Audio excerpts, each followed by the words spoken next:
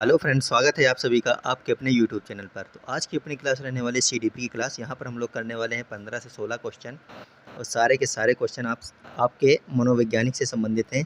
यानी किसी न किसी मनोवैज्ञानिक से संबंधित क्वेश्चन रहने वाले हैं और आपके एग्जाम में भी इसी प्रकार के क्वेश्चन बने हैं और आगे भी बनते रहेंगे क्योंकि सिलेबस आपका अभी तक चेंज नहीं हुआ है। तो चलिए, एक बार जितने लोग जुड़ चुके हैं सभी लोग वीडियो को लाइक कर लीजिए, चैनल पर नया है तो चैनल को सब्सक्राइब कर लीजिए और क्वेश्चन नंबर 1 का आंसर कर दीजिए। क्वेश्चन लिखा है, लेव वाइगोत्स्की के अनुसार वह सीमा जिसमें एक बच्चा किसी दूसरे कार्य को स्वतंत्र रूप से कर सकता है और वह जो दूसरों की मदद से कर सकता है के बीच के अंतर को क्या कहते हैं। पहला ऑप्शन लिखा है आत्मसात, दूसरा ऑप्शन लिखा है समीपस्थ विकास क्षेत्र यानी कि जेडपीडी यानी कि जोन ऑफ प्रोक्सिमल डेवलपमेंट, तीसरा ऑप्शन लिखा है मचान, जबकि चौथा ऑप्शन लिखा है साम्यीकरण। तो आपको बताना है इनमें से क्या सही हो जाएगा। वाइगोत्स्की के अनुसार बताना है इसके बीच का अंतर क्या है, आपको ये बताना है। तो यहाँ पर आपका सही हो जाएगा, वाइगोत्स्की ने क्या दिया था, जेडपीडी यानी कि जोन ऑफ प्रोक्सिमल डेवलपमेंट, समीपस्थ विकास का क्षेत्र। ऑप्शन नंबर बी यहाँ पर आपका सही हो जाएगा। पहला क्वेश्चन है, जीन पियाजे के संज्ञानात्मक विकास के सिद्धांत में संरक्षण यानी कि कंजर्वेशन की अवधारणा बच्चा किस अवस्था में प्राप्त करता है। बात हो रही है कंजर्वेशन की अवधारणा यानी कि संरक्षण की अवधारणा बच्चा किस अवस्था में प्राप्त करता है। तो फटाफट सभी लोग आंसर करेंगे। पहला ऑप्शन दिया गया है संवेदी पेशी अवस्था, दूसरा ऑप्शन है पूर्व संक्रियात्मक अवस्था, जबकि तीसरा ऑप्शन है मूर्त संक्रियात्मक अवस्था, जबकि चौथा ऑप्शन है औपचारिक संक्रियात्मक अवस्था। तो जीन पियाजे से संबंधित एक दिन हम लोग अपनी थ्योरी की भी क्लास कर चुके हैं। तो यहाँ पर जो आपका सही हो जाएगा वो हो जाएगा मूर्त संक्रियात्मक अवस्था, यानी ऑप्शन नंबर सी आपका बिल्कुल सही हो जाएगा। अगर क्लास अच्छी लग रही तो वीडियो को लाइक कर लीजिए सभी लोग। अगला क्वेश्चन है आपके सामने, क्वेश्चन नंबर 3। क्वेश्चन लिखा है, कोहल वर्ग के नैतिक विकास के सिद्धांत में अच्छा लड़का अच्छी लड़की अभिविन्यास किस स्तर के अंतर्गत आता है। पूर्व पारंपरिक स्तर है, पारंपरिक, उत्तर पारंपरिक या फिर अमूर्त स्तर है। तो बताइए, अच्छा लड़का अच्छी लड़की अभिविन्यास, तो आपका ये आता है पारंपरिक, यानी कि ऑप्शन नंबर बी यहाँ पर आपका सही हो जाएगा। अच्छा लड़का अच्छी लड़की यानी वो अपने आप को ऐसा दिखाना चाहते हैं समाज में कि हम जो है बहुत अच्छे हैं और सभी लोग हमारी तारीफ करें, ऐसे कार्य करते हैं। Question number 4। क्वेश्चन लिखा है, हार्वर्ड गार्डनर के बहुबुद्धि सिद्धांत के अनुसार वह बुद्धि जो किसी व्यक्ति को अपनी भावनाओं और प्रेरणाओं को समझने में मदद करती है कहलाती है। क्या कहलाती है आपको बताना है। अंतर व्यक्तिक या फिर अंतः व्यक्तिक या फिर अस्तित्ववादी या फिर स्थानिक।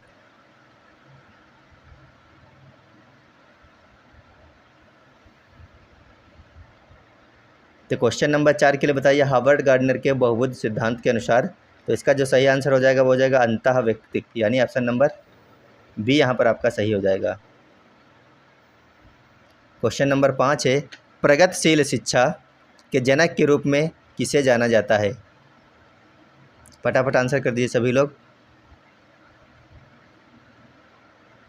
पहला ऑप्शन है B.F. स्किनर को, दूसरा ऑप्शन है जॉन डीवी को, तीसरा ऑप्शन है फ्रोबेल को, जबकि चौथा ऑप्शन है मारिया मॉन्टेसरी को। तो प्रगतिशील शिक्षा के जनक के रूप में जाना जाता है जॉन डीवी को, यानी ऑप्शन नंबर बी यहाँ पर आपका सही हो जाएगा। क्वेश्चन नंबर 6 लिखा है आपका, एक समावेशी कक्षा में एक शिक्षक को किस स्तर पर ध्यान केंद्रित करना चाहिए। बात हो रही समावेशी कक्षा की। पहला ऑप्शन दिया गया पहला ऑप्शन है छात्रों को उनके अंकों के आधार पर वर्गीकृत करना, कि किस छात्र के कितने अंक आए हैं उसके आधार पर उनको बांट दिया जाए। नहीं, ये आपका हो गया गलत। दूसरा ऑप्शन है सभी बच्चों की क्षमता को अधिकतम करने के अवसर प्रदान करना। फटाफट आप लोग यहाँ पर देख लीजिए, अवसर की जहाँ पर बात हो, बच्चों को अवसर मिल रहा हो, वहाँ पर सबसे ज़्यादा पॉजिटिव आंसर होता है और वही आंसर अधिकतर सही होता है और यहाँ पर भी यही ऑप्शन सही होगा आपका। सी देखिए लिखा है केवल, तो केवल वाला आपका होता है निगेटिव और हम लोग इसको आगे नहीं पढ़ते हैं केवल के। उसके बाद में लिखा है दिव्यांग छात्रों के लिए अलग पाठ्यक्रम बनाना, तो ये भी आपका गलत हो गया। सही कौन सा हो गया, ऑप्शन नंबर बी सही हो गया, सभी बच्चों की क्षमता को अधिकतम करने के अवसर प्रदान करना। क्वेश्चन नंबर 7 है, थॉर्नडाइक के प्रभाव के नियम का आधुनिक रूप क्या है। बताइए एक बार सभी लोग, प्रभाव के नियम का आधुनिक रूप क्या है।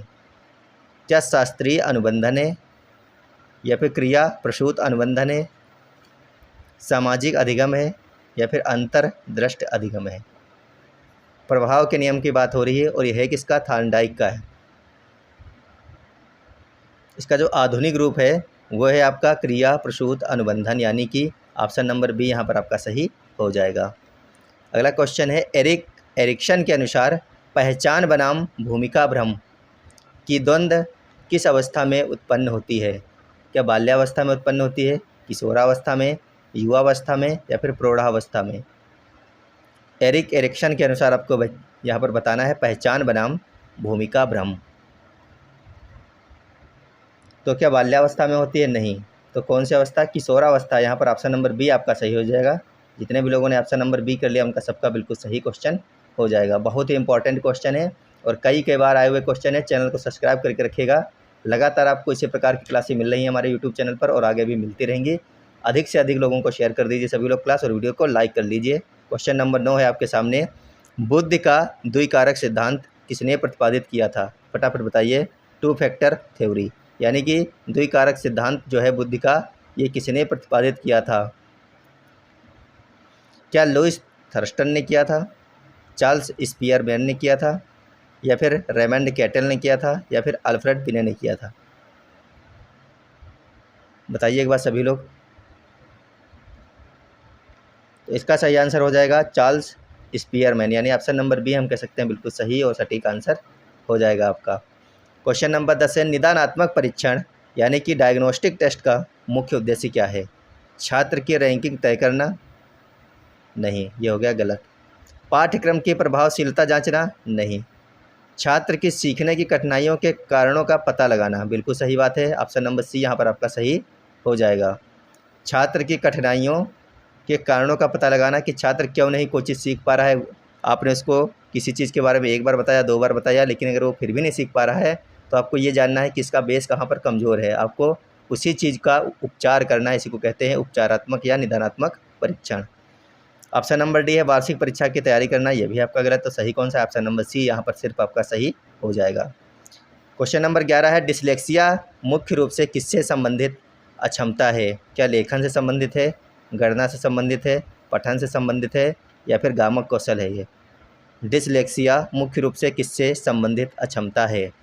उम्मीद है आंसर हो चुका होगा। यह है पठन से संबंधित, ऑप्शन नंबर सी सही हो जाएगा।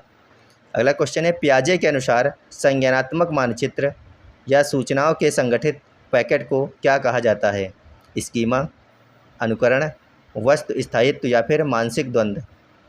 तो आंसर कर लीजिए सभी लोग एक बार। पियाजे के अनुसार संज्ञानात्मक मानचित्र या सूचनाओं के संगठित पैकेट को क्या कहा जाता है? तो इसको कहा जाता है स्कीमा। क्या कहते हैं? स्कीमा कहते हैं। अनुकरण, वस्तु स्थायित्व या फिर मानसिक द्वंद्व यहाँ पर हो जाएंगे गलत आपके। अगला क्वेश्चन है, सतत और व्यापक मूल्यांकन यानी कि CCE में व्यापक शब्द का क्या अर्थ है? बात हो रही है व्यापक शब्द की यहाँ पर। तो देखिए ऑप्शन नंबर ए में लिखा है केवल शैक्षिक पक्ष का मूल्यांकन। तो जहाँ पर केवल आपको दिख जाए और आपका जो क्वेश्चन है वो पॉजिटिव हो तो आंसर देखते ही गलत हो जाता है, जहाँ पर केवल लगा हो। दूसरा देखिए लिखा है ऑप्शन, छात्र के विकास के शैक्षिक और सह शैक्षिक दोनों पक्षों का मूल्यांकन। ऑप्शन नंबर बी बहुत ही पॉजिटिव और सही है यहाँ पर, तो इसीलिए आपका ऑप्शन नंबर बी यहाँ पर सही हो जाएगा। और देखिए ऑप्शन नंबर सी क्या लिखा है, साल के अंत में होने वाली परीक्षा, ये आपका हो गया गलत। डी लिखा था बार बार लिए जाने वाले परीक्षण, ये भी आपका गलत हो गया। तो सही कौन सा हो गया? सिर्फ ऑप्शन नंबर बी सही हो गया आपका यहाँ पर। अगला क्वेश्चन है क्वेश्चन नंबर 14। क्वेश्चन लिखा है, अधिगम का वह सिद्धांत जो पूर्णतः अवलोकनीय व्यवहार पर आधारित है, अधिगम के किस सिद्धांत से संबंधित है? बात हो रही है अधिगम के सिद्धांत की जो पूर्णतः किस पर है? अवलोकनीय व्यवहार पर आधारित है। तो आपको बताना है कि अधिगम के किस सिद्धांत से संबंधित है।